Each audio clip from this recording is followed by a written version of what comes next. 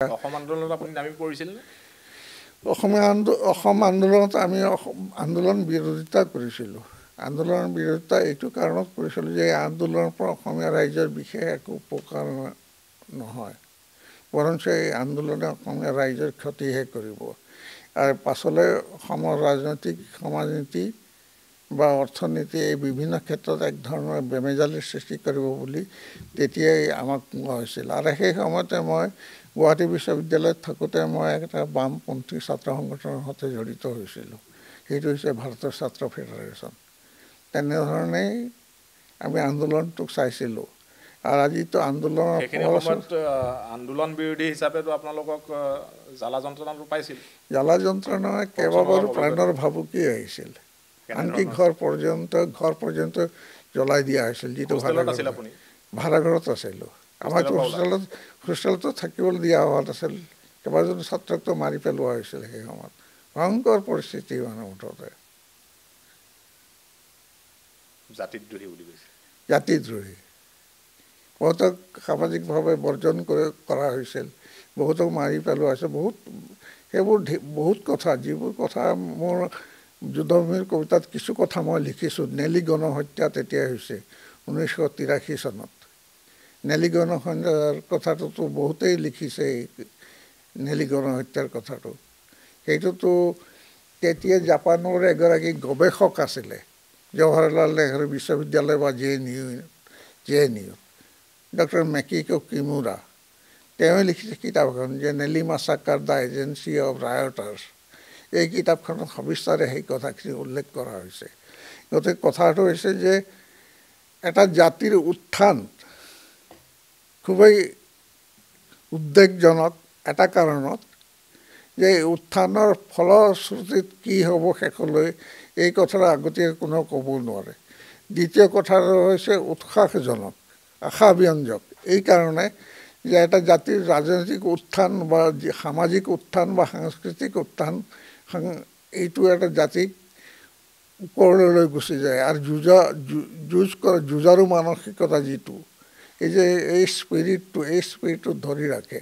গতিকে অসম আন্দোলনত কি হৈছিল, যিটো ঐতিহাসিক আন্দোলন বুলি আমি ক'ব পাৰোঁ।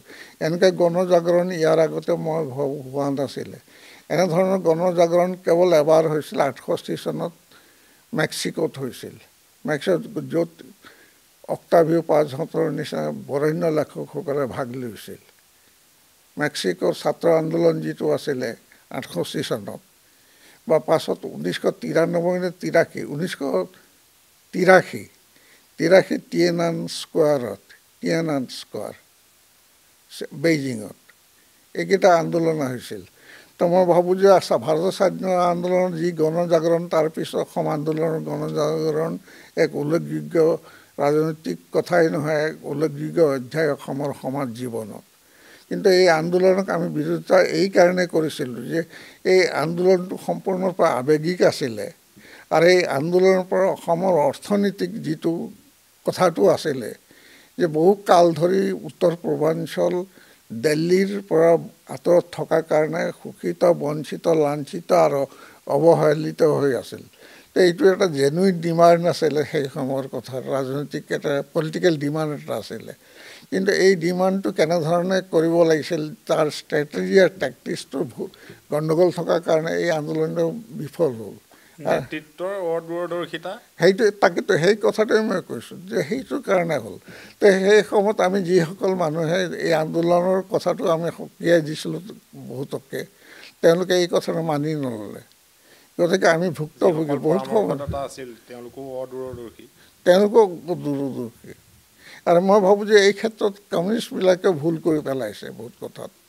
কমিউনিষ্টসকলে বিৰোধিতা কৰিলে, কিন্তু এই গোটেই মুভমেণ্টটোক, এই গোটেই আন্দোলনটোক এটা বেলেগ পথেৰে আগবঢ়াই নিয়াৰ এটা অৱকাশ আছিলে, সেইটো কৰিব পাৰিলেহেঁতেন। এইটো নহ'ল। গতিকে সেই সময়ত আন্দোলনৰ ফলশ্ৰুতিত কি হৈছিল যে 1980 চনলৈকে 70 চনৰ কমিউনিষ্ট অভ্যুত্থান, কমিউনিষ্ট দলবিলাকৰ অভ্যুত্থান বা গণজাগৰণ, আৰু 1980 চনৰ যিটো গণ অভ্যুত্থান, এই ক্ষেত্ৰত সাহিত্য, শিল্প, সংস্কৃতি সকলো ক্ষেত্ৰতে এক ধৰণৰ জাগৰণ আহিছিল। আৰু সেই জাগৰণটো 90 দশকৰ যিটো বিশ্বায়তন আহিলে এই যে ফ্ৰী ইকনমিটো আহিলে তাৰপিছত কিন্তু একেবাৰে ভাটা পৰিছে ভাটা পৰি এতিয়া এক ধৰণৰ ধামখুমীয়াত গোটেই কথাখিনি সোমাই পৰিছে আপুনি বিচৰা বাতৰি পাব কেৱল নিউজ 18 এপত নিউজ 18 এপ ডাউনলোড কৰিবলৈ স্ক্যান কৰক এই QR কোড গুগল প্লে ষ্টৰতো পাব এই নিউজ 18 এপ